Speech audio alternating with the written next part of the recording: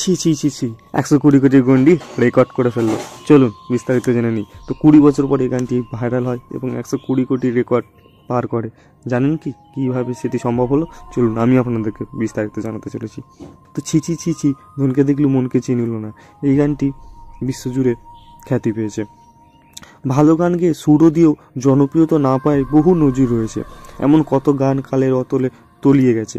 সমাজ মাধ্যমে এ এক গুণ বটে। মাঝে মধ্যে হারিয়ে যাওয়া পুরনো গান মণিমুক্তর মতো কিন্তু খুঁজে আনছে, তার রিমেক হচ্ছে।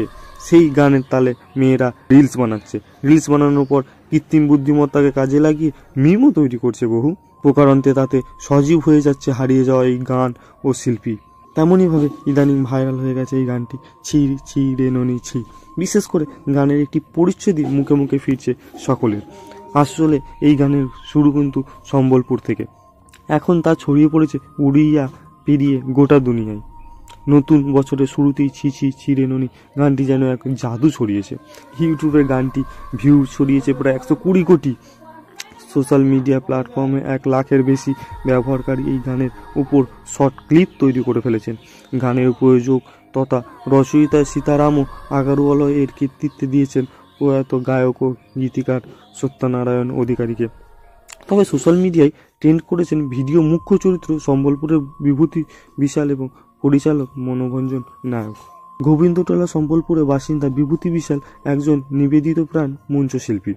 থিয়েটারে তার দক্ষতা প্রধান এবং সারস্য চরিত্রের অভিনয়ের মাধ্যমে তিনি ইতিমধ্যেই নিজের জায়গা করে নিয়েছেন। আকাশবাণী সম্বলপুরের সঙ্গে যুক্ত এই শিল্পী পার্ট টাইম কিন্তু টিচার হিসেবে কাজ করেন।